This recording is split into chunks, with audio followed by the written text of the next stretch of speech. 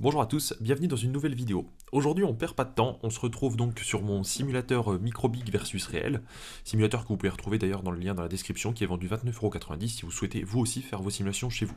Mais bon, je ne suis pas là pour faire de la pub particulièrement, ce que je voulais surtout vous montrer aujourd'hui c'est pourquoi est-ce qu'il est pertinent parfois de passer les frais de notaire en charge et pourquoi parfois il est pertinent de les amortir. En fait la réponse elle est assez simple, tout est lié au déficit meublé, savoir si vous en avez et puis si oui, si vous allez l'utiliser dans les 10 ans. Je vais vous expliquer tout ça. Là, j'ai pris un exemple très simple. On achète un appartement, 100 000 euros. Bon, ok. On fait la quote-part de chaque composant pour l'amortir, du coup, au niveau des amortissements. Bon, j'ai mis 10% pour le terrain de manière fictive, 40% pour le gros œuvre, 35% pour l'aménagement, 4% pour la toiture, 11% pour les réseaux, donc électricité, plomberie. En termes de durée, j'ai imaginé que c'était un appartement qui était ni neuf ni vieux, quelque chose de moyen, donc on a des durées moyennes, voilà, plutôt bon état. Globalement, là, on voit qu'on a 4 875 euros d'amortissement pour les 11 prochaines années, puisque c'est ce composant qui est le plus court. Et donc, dans 11 ans, quand celui-là sera épuisé, on n'aura que 1693 qui restera. J'ai mis 5 000 euros de mobilier, bon bah pourquoi pas, donc ça fait 1 000 euros par an, puisque j'ai imaginé que c'était amorti sur 5 ans, comme si c'était de l'occasion. Ensuite, en termes de chiffres, j'ai pris des choses très simples. 6 000 euros de loyer, donc 500 euros par mois. J'ai imaginé qu'on avait une taxe foncière à 500 euros, qu'on avait 100 euros de charges de propriétaire non occupant et 300 euros de charges de copropriété. D'accord. Ensuite, en termes de frais comptables, bon, j'en avais mis, mais en fait, peu importe, à la limite, ça vient juste comme une charge. Pour l'exemple, je vais l'enlever. Voilà, comme ça, c'est encore plus facile à comprendre. Donc là, on a 6 000 euros de loyer qui rentrent, et au total, on a la première année, 900 euros de charge, puis après 1025, 1150. Ça, c'est lié à la CFE. Au début, où vous êtes exonéré la première année, puis 50% la deuxième, et puis après, vous payez à taux plein. Donc sur cette première année, si là je ne passe pas mes frais en charge, j'ai donc bien 6 000 euros moins mes 900 euros de charge, du coup il me reste 5 100 euros. D'accord. 5 100 euros moins, auquel je vais enlever mes amortissements de l'année qui sont de 5 875. Donc là pour le coup, j'efface mon résultat complètement, donc je tombe à zéro et j'ai bien 775 euros d'amortissement excédentaire. Donc pour rappel, en LMNP ou LMP, peu importe, les amortissements excédentaires, c'est-à-dire l'excédent d'amortissement qui vous reste après avoir effacé du coup vos loyers moins les charges, eh bien eux se mettent en report pour une durée de vie illimitée.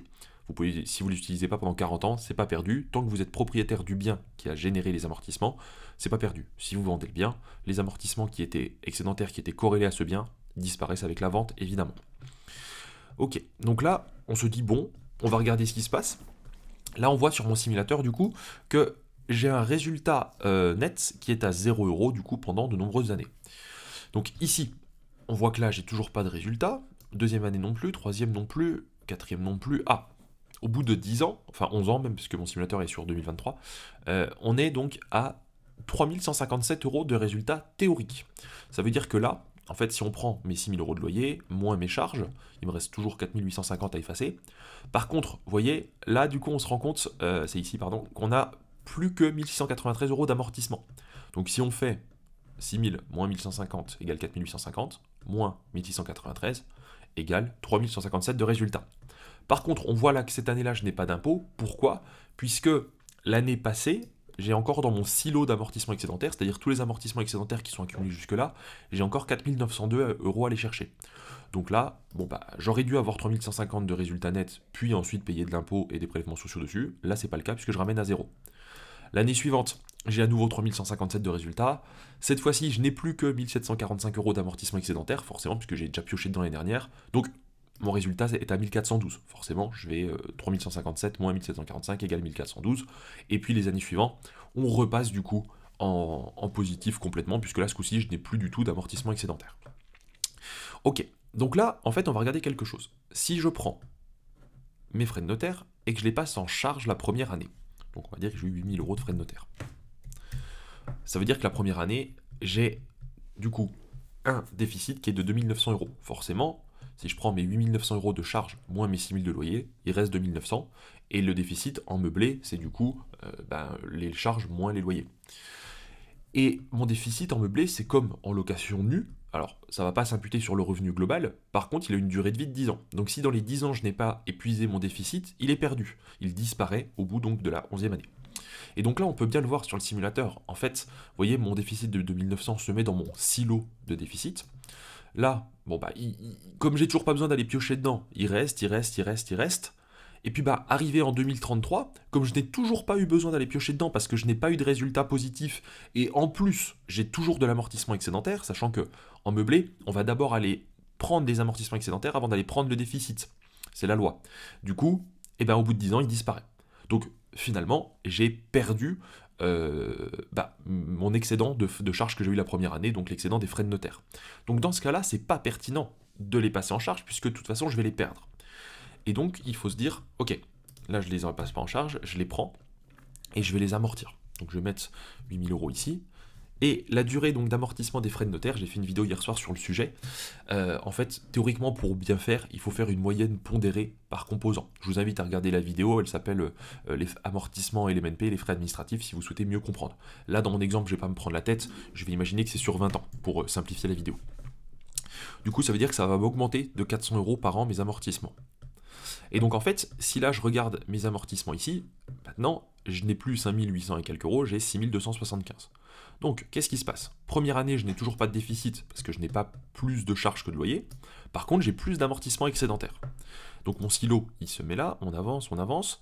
Et là, contrairement donc à tout à l'heure où en 2034 je repassais en positif, là je ne repasse pas en positif, puisque théoriquement j'ai du résultat qui est censé être positif, sauf que j'ai 9302 € d'amortissement excédentaire. 2035, pareil, je suis censé être en positif, sauf que, en fait, grâce aux 400 € qui se sont accumulés sur les 10 ans, donc à peu près du coup l'équivalent de 4000, enfin c'est pas à peu près, c'est 4000 € du coup d'amortissement excédentaire, et bien du coup j'ai plus d'amortissement excédentaire, et donc du coup bah je peux tenir plus longtemps sans impôt. Et là, pour preuve, ce n'est que en 2037 que je repasse en positif ou je recommence à payer de l'impôt, alors que tout à l'heure je crois que c'était en 2034 ou 2035 de mémoire. Vous voyez? Donc voilà le bon exemple de quand et comment il faut utiliser les frais de notaire en charge ou en amortissement. Alors c'est très difficile à le faire sans le simulateur, et je dis pas ça de manière commerciale pour que vous l'achetiez, c'est pas du tout le but, c'est sincèrement que quand on fait une liasse sur une année, on a beaucoup de mal à se rendre compte, donc il faut faire des calculs comme ça en interne pour voir ce qui est le plus pertinent. Une personne par exemple qui serait en Airbnb, alors je vais prendre un exemple extrême, on va dire qu'il n'a pas 6000 € de loyer annuel mais 18 000, voilà, un truc énorme. Donc 3 fois plus, je le mets là-dessus. Donc en fait, ici, si on regarde, dès la première année, bah forcément, je suis en résultat positif, puisque si je prends mes 18 000 moins mes charges, moins mes amortissements, il reste toujours 10 825. Donc là, dans ce cas de figure-là, à la limite, c'est pertinent de les passer en charge. Donc je ne les passe plus en amortissement ici, mais je vais les passer en charge en les mettant là, frais de notaire 8000. Et du coup, bah, l'avantage c'est que sur ma première année, au lieu d'avoir 10 000 € de résultats qui vont être imposables, je n'aurai que 3 000. Voilà, donc vous voyez, dans ce cas-là, à la limite, on peut les passer en charge, puisque de toute façon, ça va être utilisé. Et si j'avais eu un petit peu moins de loyer, par exemple que je n'avais eu que 14 000, ou même 12 000, admettons, voilà, on va prendre un exemple un petit peu plus modéré. Et bien ici, du coup, si la première année, je prends donc mes 12 000 de loyer, j'enlève mes 8 900 de charges, donc il me reste 3100 qui sont effacés par mes amortissements, donc j'ai des amortissements excédentaires, et dès l'année suivante, bah forcément, là je repasse en positif, je vais piocher automatiquement dans mes amortissements excédentaires, donc tout ça, ça se fait sur l'alias fiscal, hein. Il y a des formulaires, tout est prévu, il faut savoir le faire, mais en tout cas ça se fait sur l'alias directement, et du coup bah, ça va un petit peu réduire mon résultat sur cette année-là, et puis les autres années, bah, je suis plein pot. Donc là, c'est pertinent de les passer en charge. À noter de manière très importante, même si je pense que si vous avez un contrôle, il doit y avoir 2 personnes dans les impôts en France qui doivent savoir cette règle, quand vous passez en fait vos amortissements en charge ou en amortissement sur votre premier bien, à la création de votre sirène, c'est un choix qui est définitif. Ça veut dire que sur les autres, vous ne pourrez pas les passer en charge ou en amortissement. Il faudra faire toujours la même chose. Voilà, c'était juste la petite info de fin de vidéo que je voulais vous donner. J'espère que cette vidéo vous a plu. Si le simulateur vous intéresse, vous avez le lien dans la description. Et puis j'espère que ça vous a permis de mieux comprendre quand et comment. N'oubliez pas de vous abonner si vous découvrez la chaîne, likez la vidéo pour aider au référencement, et je vous dis à très vite pour de prochains contenus.